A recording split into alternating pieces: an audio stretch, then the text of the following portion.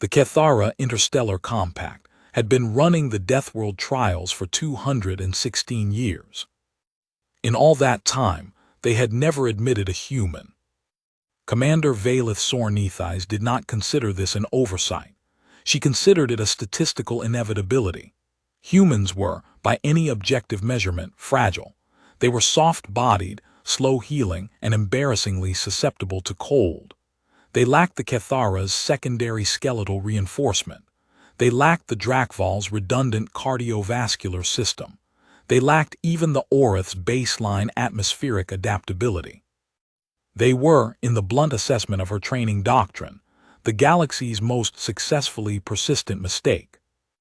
And yet, the Galactic Coalition Accords, signed 43 days ago, had inserted 2 words into the Compact's charter that now sat on her desk like a splinter she could not locate. Any species. Any species.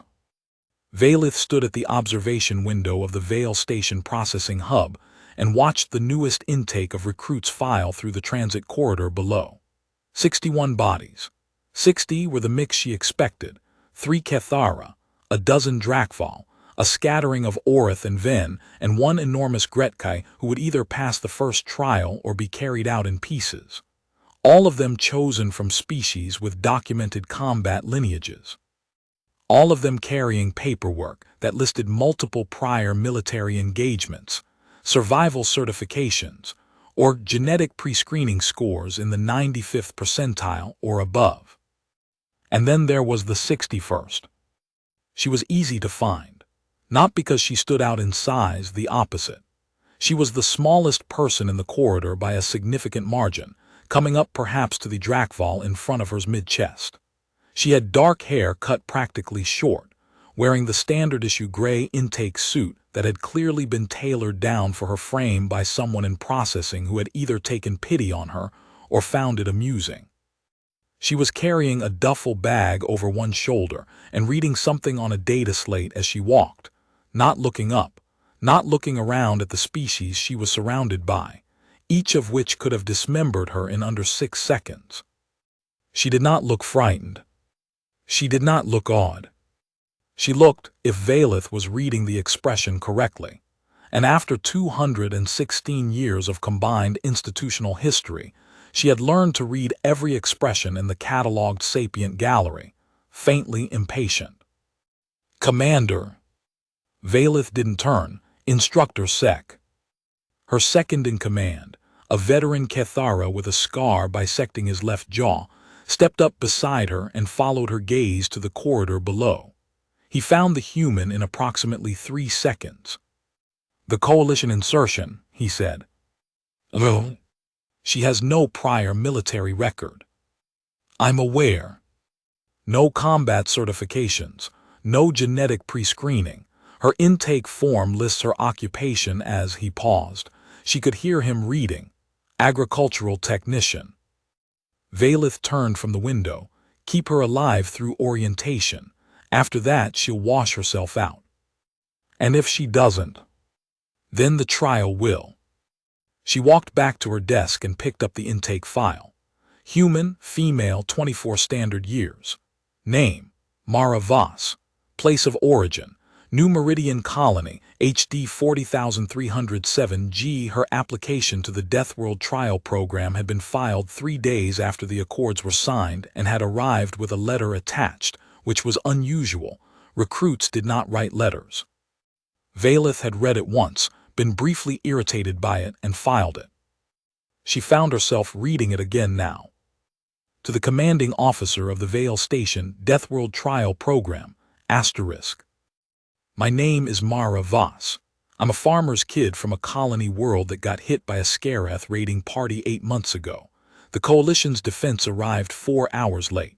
41 people died in those 4 hours, including my father and my younger brother. I don't say this to ask for sympathy. I say it because I want you to understand that I am not applying to your program out of adventure-seeking, ego, or political statement. I am applying because I want to be one of the people who arrives on time. I know I don't have the credentials your program usually requires. I know I'm human, which I understand is considered a liability. I've read your training doctrine. I've read the trial parameters from the Coalition public record. I've read every after-action report available in open archive. I'm ready. I'd like the chance to prove it. Mara Voss asterisk. Valith set the file down. She picked up the trial schedule. She told herself she was not thinking about the letter. Part 2, Orientation. Orientation for the Deathworld trial was, by design, demoralizing. This was not incidental. It was the first trial. Before any recruit ever set foot on Vale 4, the harsh moon below them that gave the program its name, they had to survive Valith's orientation address. She stood at the front of the briefing hall and looked at 61 faces: the Kethara, the Drakval, the Orth, the Ven, the Gretkai, and one human sitting in the third row from the back with her hands folded on the desk in front of her and her data slate put away. Good, at least she knew when to pay attention. You are here, Valith said, because someone, either you, your commanding officer, or in at least one case the Galactic Coalition Accords decided you should be. I want to be clear that your reason for being here is irrelevant to me. What happens next is relevant. She touched the display panel.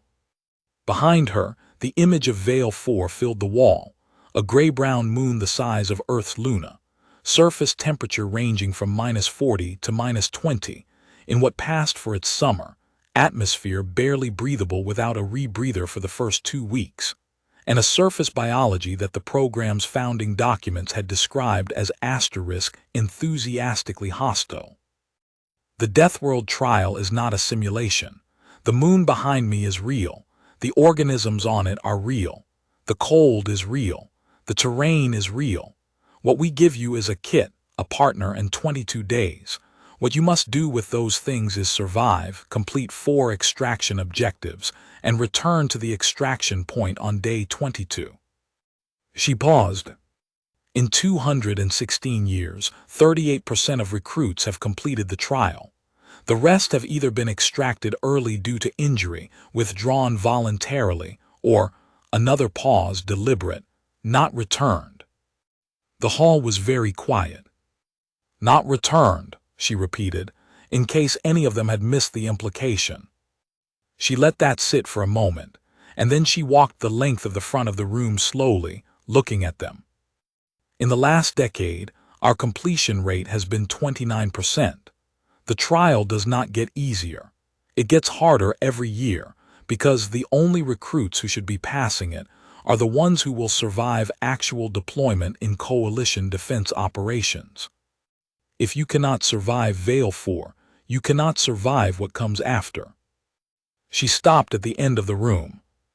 She did not look at the human specifically. She was not going to look at the human specifically. Partner assignments will be posted outside this hall at 1800.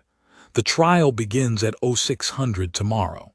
You have tonight to review your kit, review your partner's file, and rest if you are capable of it. She looked at them all. I suggest you use the time.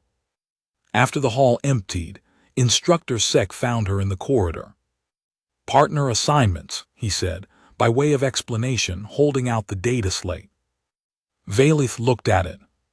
The algorithm paired recruits by complementary strengths, a large body paired with a mobile body, a strategist with a fighter, a tracker with a support specialist. She scanned the list. Her eyes stopped. Sec. I know. The algorithm paired the human with Drakval recruit Orth 7. Yes. Orth 7 was, by any measure, the most likely candidate in this intake to complete the trial. He had 3 prior deployments, a survival certification from the Drakval military's own Deathworld program, which was not as rigorous as hers but was not trivial, and a genetic profile that put his environmental tolerance in the 98th percentile. She'll slow him down, Valith said. She might. He may withdraw on principle. He might. Valith handed the data slate back. Post it as generated. Sec paused. You're not going to change it. The algorithm is not sentimental. Neither am I. She turned down the corridor.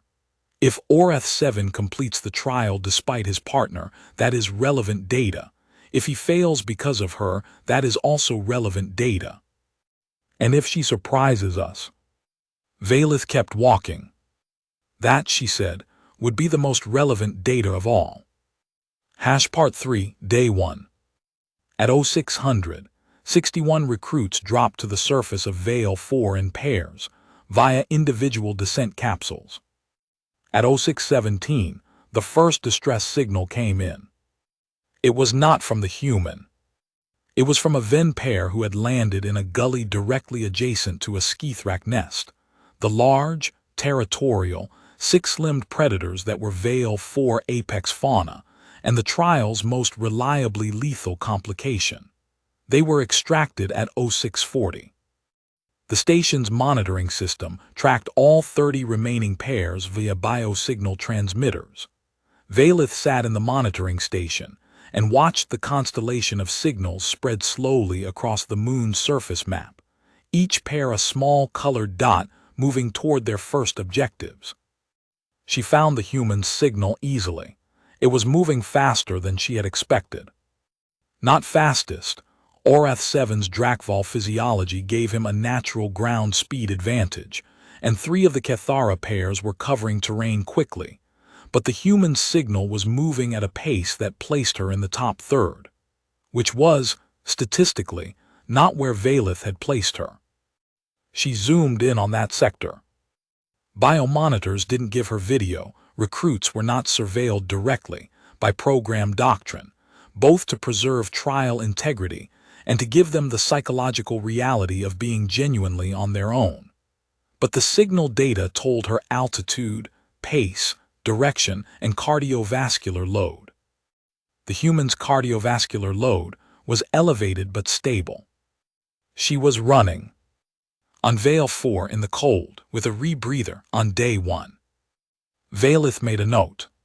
She told herself it was routine documentation. By day 3, 6 more pairs had been extracted. By day 7, they were down to 18 pairs, 36 recruits. The human was still on the surface. Not only still on the surface, but she had completed 2 of 4 objectives. Orcs-7 had completed the same 2. Their progress log, transmitted via data burst every 12 hours, was concise, too concise for Valith's comfort, because the objectives they had completed had included a 20-kilometer navigation across a frozen plateau that had claimed 4 other pairs, and the log simply said, Objective 2 complete. Northwest Passage viable. Temperature dropped to -38 at plateau center. Used emergency thermal blankets in relay, 1 person moving, 1 wrapped, switched every 20 minutes, crossed in 11 hours. Valith read that twice. It was not how she would have done it. The relay system was improvised, not in the doctrine, not in any survival manual she had written. But it worked. The thermal math worked. 1 person's body heat in the emergency blanket restored to functional temperature, while the other pushed through the cold and then switched before either reached dangerous exposure. It was, she admitted to herself privately, efficient. Sec looked over her shoulder at the log. The human designed the relay system. The log doesn't specify who designed it. No, he was quiet for a moment. But Orcs-7 has been in the program's top tier every evaluation since he arrived. If he designed it, he'd have said so. Drakval don't share credit. Valith set the log down. She told herself she was not thinking about the letter again.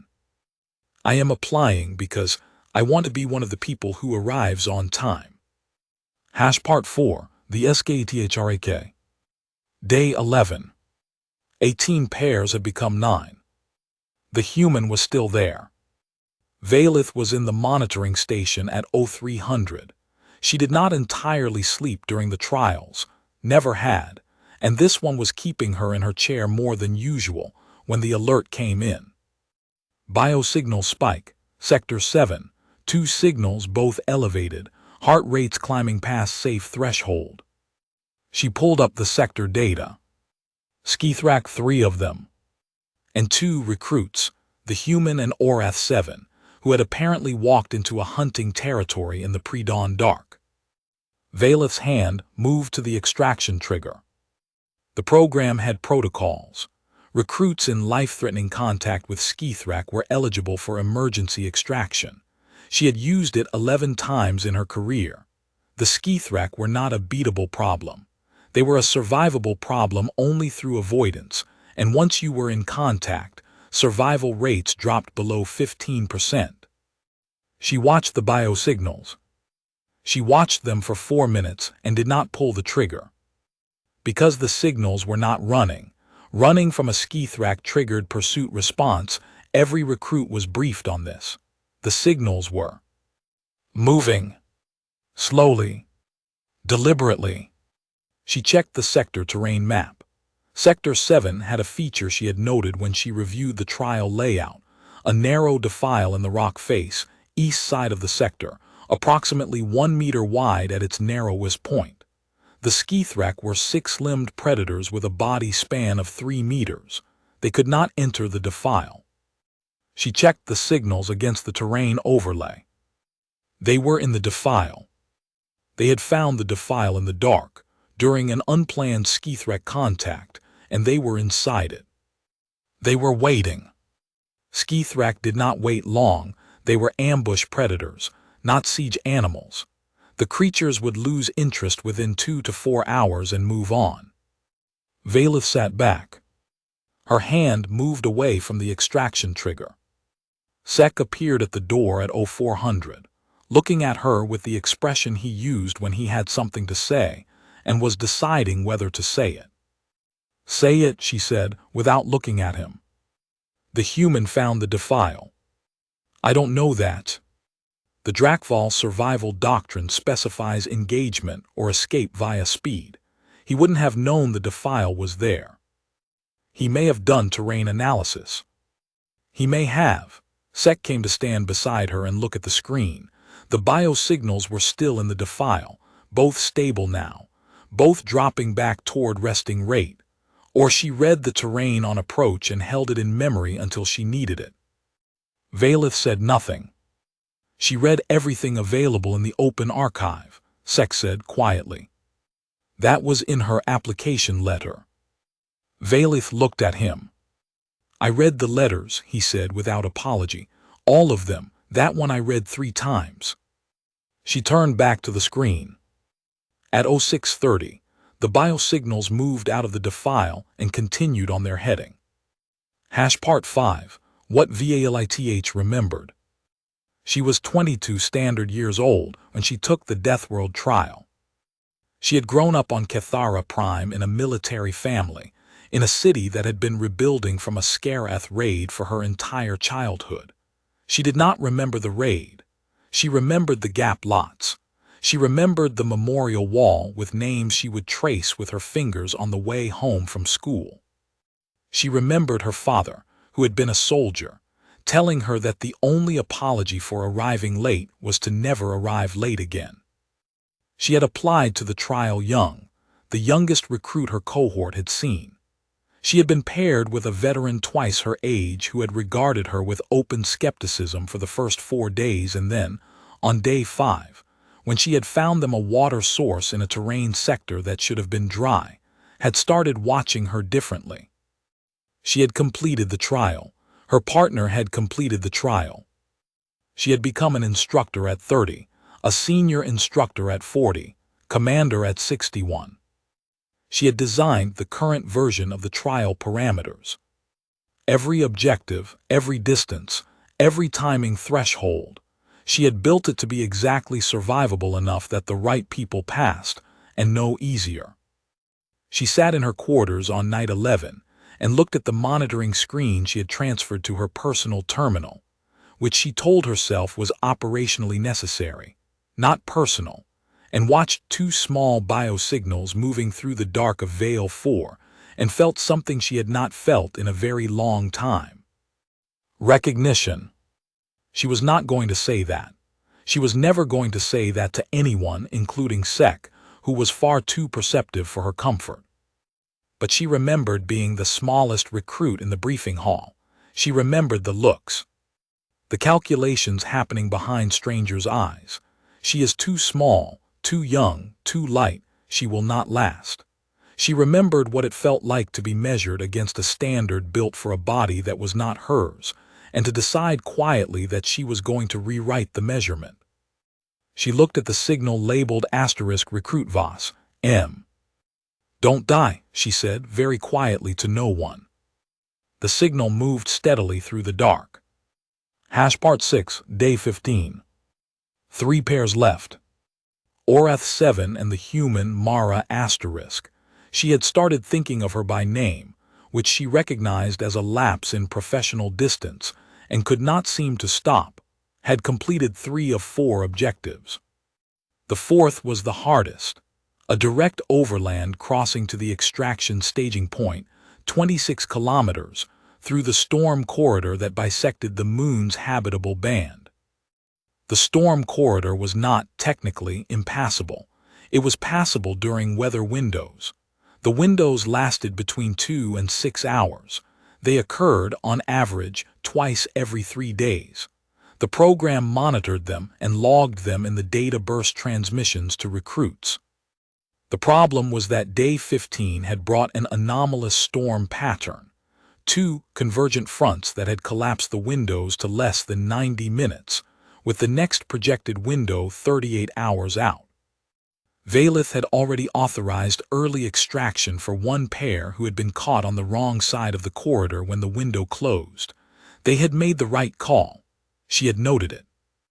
The remaining 2 pairs, Orcs 7 and the human on one side, a Cathara pair named Sav and Tyrk on the other, had been positioned to attempt the crossing in the next window, which was now 90 minutes.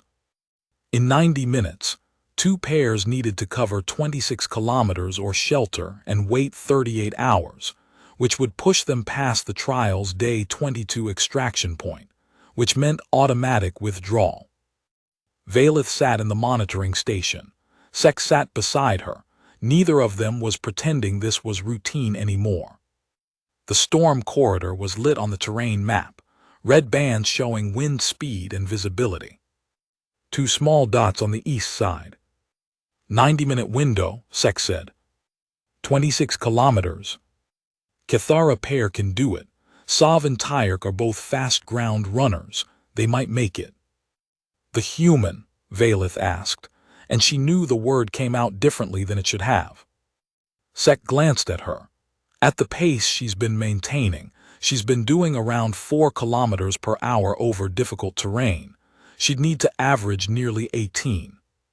Running at altitude through a storm corridor, carrying her kit.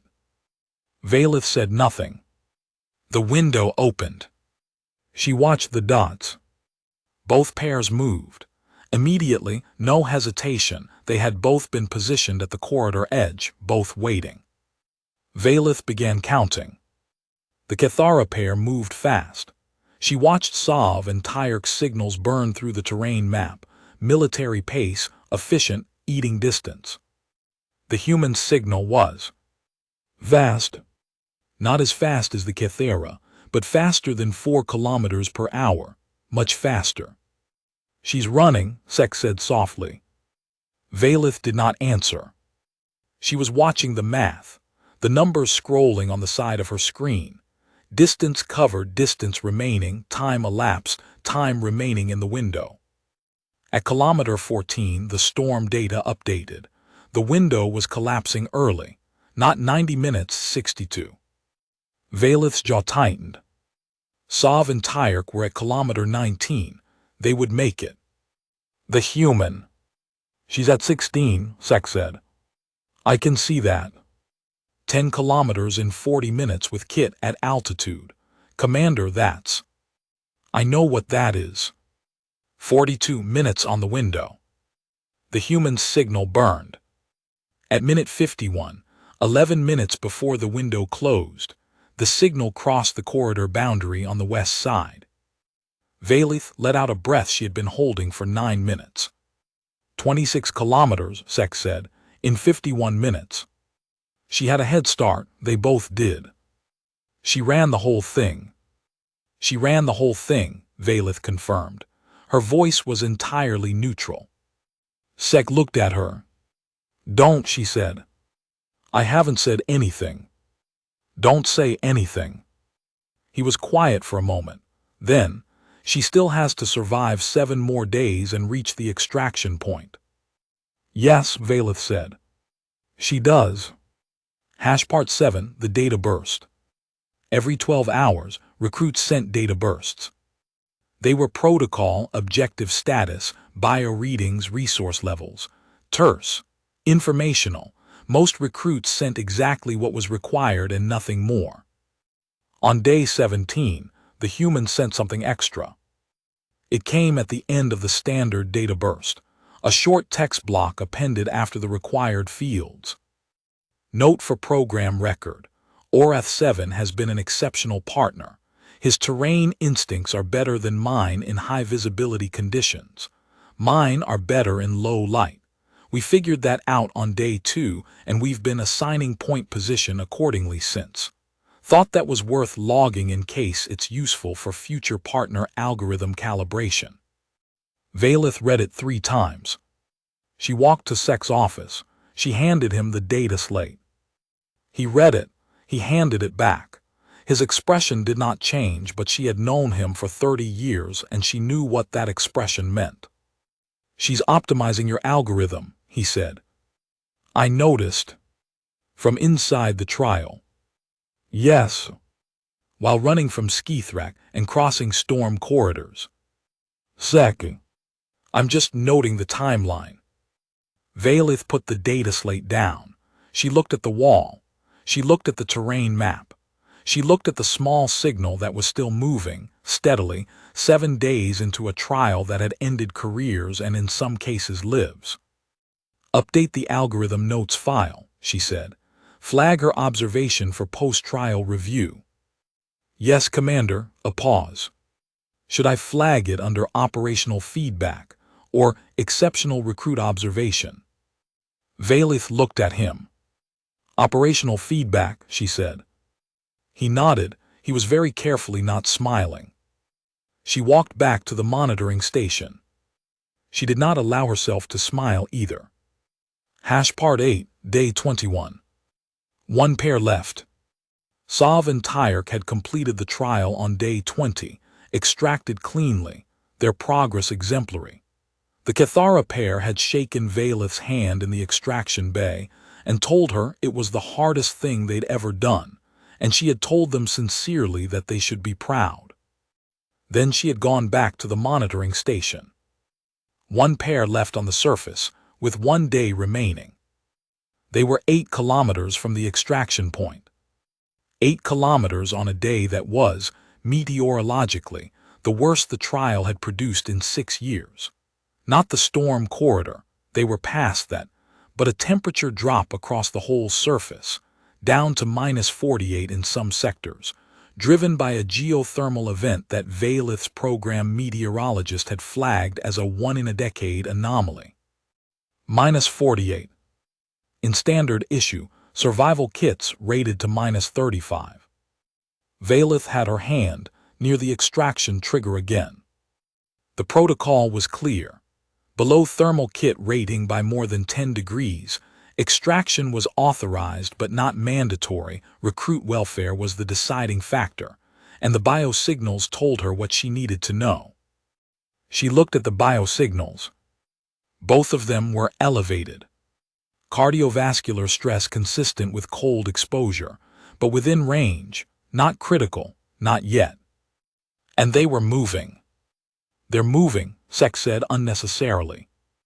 I know. 8 kilometers. At their current pace. She did the math without the calculator, because she'd been doing this for decades, approximately 2 hours and 40 minutes. The temperature is still dropping. I know that too. She watched the signals. At kilometer 5, one of them stopped. Valith's hand moved to the trigger. The signal wasn't critical, cardiovascular reading elevated but not dangerous, no trauma indicators. But it had stopped, and in -48 degrees, stopping for too long was. The other signal moved back. She watched them converge, stay converged for 8 minutes. Then both moved again. Together, same pace, neither faster than the other. She understood what had happened without being told. One of them had hit a wall, cold, exhaustion, the accumulated cost of 21 days, and had stopped, and the other had gone back for them. She did not know which had stopped. She told herself it didn't matter. She told herself that again. She watched them move. At 1400 on day 21, 20 hours ahead of the trial's end, 2 biosignals crossed the extraction point perimeter. Valith closed her eyes. She opened them. Sound extraction arrival, she said. Part 9, the extraction bay. She went herself. She didn't usually do this. Extractions were handled by her medical team and junior instructors. She reviewed the returning recruits at debriefing the following day. That was protocol. She went anyway. Orcs 7 came through first because he was slightly taller than the hatch and had to duck, which he did with the Drakval's characteristic deliberate grace. He was frost-pale even under his blue-gray skin, and there was a cut along his right arm that had been field-dressed with something that was not the standard kit bandaging, something improvised, she noted. He straightened and saw her. He was, she could tell, surprised she was there. He covered it quickly.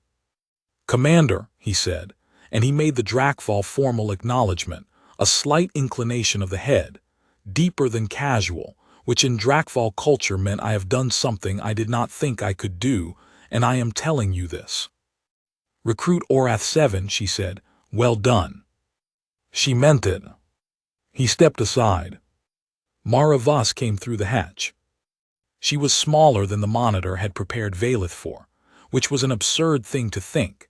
Valith had known her physical dimensions from day one, but there was something about the data points, the pace, the storm corridor, the defile, the relay system, the optimized partner assignment, the note in the data burst that had built a presence in her mind that the physical reality was struggling to match. She was small and frost-burned and exhausted in a way that showed in every line of her, and she was looking at Valith with dark eyes that were not surprised. The human was not surprised to see her. She had not expected that. She had expected the reaction the Drakval had given her. Instead, Mara Voss looked at her with a quiet steadiness, and then she did something Valith had not anticipated. She said in standard, clearly and directly, "You were watching the corridor crossing." Not a question. Valith held her gaze. "I monitor all recruits." "You had your hand near the extraction trigger." "A beat. I always have access to the extraction protocols." "You chose not to use it." Mara's voice was not accusatory. It was matter of fact, like someone reading coordinates. "Thank you for that." Valith looked at her for a long moment. "Don't thank me," she said finally, and her voice came out differently than she intended, quieter, less command and more something else. "You made the decisions that meant it wasn't necessary." The human Mara looked at her for a moment. Then very slightly she nodded. The medical team swept in then, and Valith stepped back and the moment ended. Part 10, debriefing. The official debrief was the following morning. Valith ran it with full formality. Objectives, timelines, resource expenditure, health status, incident log. She went through every node of the trial systematically, asking precise questions and receiving precise answers. Orcs 7 answered most of them in the first quarter.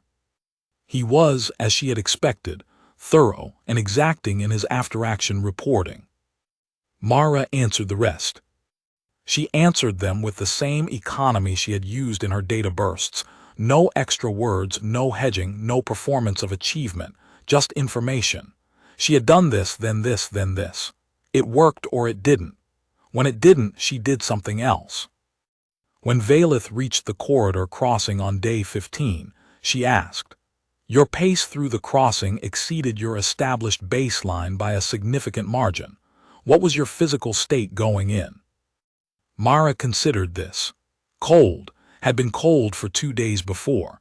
I was carrying a thermal deficit that I knew was going to catch up with me. I calculated that moving fast was less dangerous than moving slow.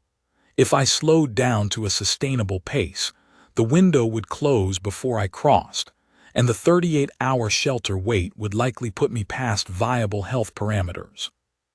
You ran yourself into an oxygen debt to beat the window. Yes. That's a gamble. It was a calculation. Mara met her eyes. I knew my body, I knew the math, I made the call. Valith looked at her. Orath 7, she said, without looking away from the human, your assessment of the crossing decision. The Drakval was quiet for a moment. Then, she told me what she was going to do before she did it. She asked me if I could match pace. I said I could.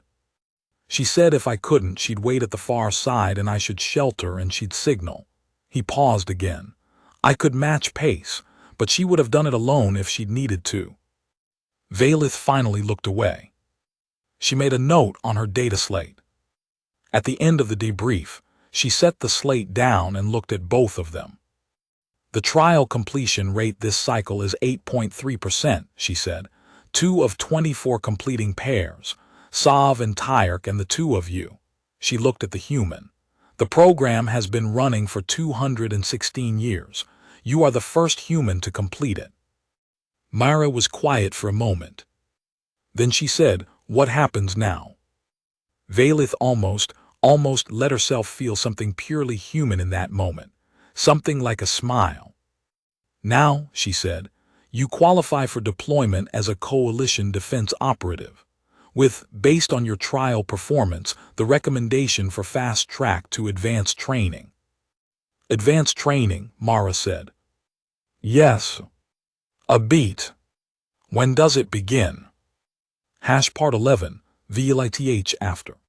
She wrote the after-action report herself. She always wrote the after-action reports herself. This one took her 3 hours, which was 2.5 hours longer than usual. She wrote Orath 7's assessment first because that was straightforward.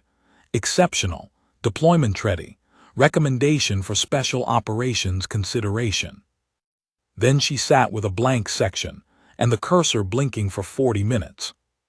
She thought about what she had said to Sec the first day. She'll wash herself out. Then the trial will.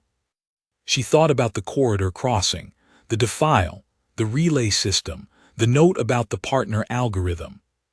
She thought about a 22-year-old Cathara girl standing at the front of a briefing hall that had looked at her, and calculated she will not last.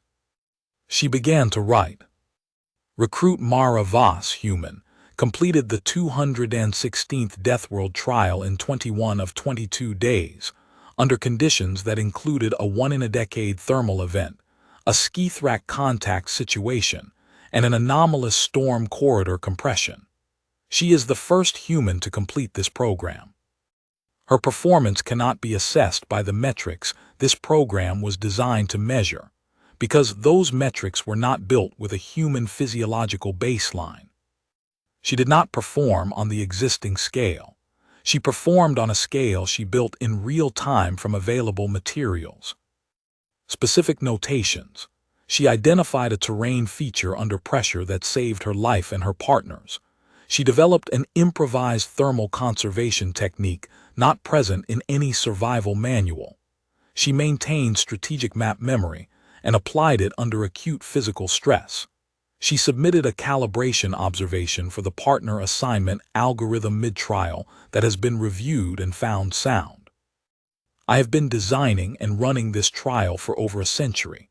I have evaluated thousands of recruits. I am making the following notation in her file in my own name, which I have done 11 times in my career. Recruit Voss is the kind of soldier this program was built to find. She is not the kind of soldier it was built to expect. These are different statements. The second one is a limitation of the program, not of the recruit. Recommendation: unconditional advance. Fast track to command track consideration within 24 months. She saved the file. She sat in her quiet office on Vale Station and looked at the terrain map of Vale 4, which she had not turned off. She thought about a girl from a colony world who had read everything available in the open archive and had still found things that weren't there. She thought about her father, who had been a soldier, who had told her the only apology for arriving late was to never arrive late again. She turned off the map. She went to find Sec, who was in the corridor outside her office looking as though he had been there for some time. "You read it," she said. "You sent it to the main file," he said. "Standard protocol." "What I wrote in her record." "Yes." She looked at him. "You didn't write that for her," he said carefully. "You wrote it for every recruit who comes after her, every human who applies now because they will, because she passed, every recruit from every species who doesn't fit the existing metric." Valeth was quiet. "You wrote it," Sec said, "because you remember being the one who didn't fit the metric." She looked at him for a long moment. "The program is better," she said, "when the metric is wrong and the recruit proves it." She walked back to the monitoring station. There was a new intake in 6 weeks. She had a trial to revise. Part 12, 6 weeks later. She wasn't supposed to be here. Mara stood at the back of the briefing hall of the Coalition's advanced training facility on Karath Station and watched a new group of recruits file in. This program was different from Vale Station, louder, more varied species, a different texture of tension in the room. The Deathworld was behind her. She was 3 days into her orientation for advanced track. She was supposed to be in a different building. She had come here because Orath 7 had told her, before they parted ways at the transit dock, that the reason she had survived the trial was not just what she knew. It was how she learned. And he had said it in the careful way he said things he considered important, which meant he had been thinking about it for a long time. She thought about that. She thought about it while she stood at the back of this briefing hall and watched the new recruits find their seats. And she thought about Commander Valeth Sornithas. She had thought about her, intermittently since the extraction bay.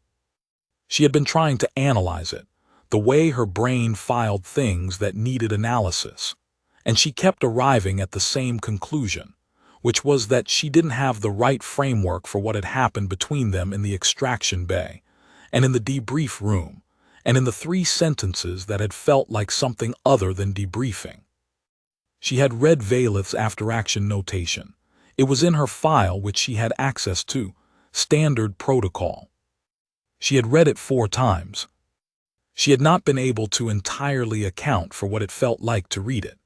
She was a farmer's daughter from a colony world, and she was very good at math, and she was not, she thought, particularly fluent in the language of people doing something quietly remarkable on her behalf. A voice from the doorway. "You're in the wrong building." Mara turned. Valeth Sornithas was standing in the doorway in the dress gray of the program's formal wear, which she had not been in when Mara saw her before. She'd always been in field uniform. She looked different, not softer, sharper somehow, more deliberate. "I know," Mara said. "Advanced track orientation is in Building 7. "I know." "Then what are you doing here?" Mara looked at her. She had been thinking about what she would say if she ever had the chance to say it, and now that she had the chance she found that what she'd planned didn't fit. She said instead, "You wrote that I'm the kind of soldier the program was built to find." Valeth was very still. "I read it," Mara said, "and I thought whoever designed that trial, they weren't designing it for the recruits who were already going to pass. They were designing it to find the ones who shouldn't have been able to and did anyway." She paused. "That's a very specific thing to build. You have to have known what you were looking for before you found it." A long silence.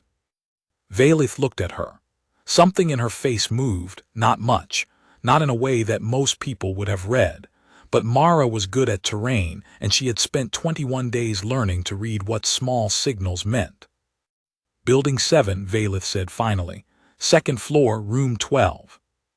I know, Mara held her gaze. I read the orientation packet. The silence stretched. Then quietly, Valeth said, I know what I was looking for. And then she stepped aside, leaving the doorway open. Mara walked through it. She walked toward Building 7. She did not look back. But she was smiling. Epilogue, 6 months later. The Coalition Defense deployment logs for Sector 7-9 were not public record. They would not be public record for another decade, until the declassification cycle opened them. When they were opened, a researcher studying the history of the Coalition's expanded species recruitment program would find an operational record from month 6 of deployment, noting a rapid response team's arrival at HD 40307G, New Meridian Colony, during a Scareth incursion. The record would note the team's arrival time, 4 hours inside the previous response record.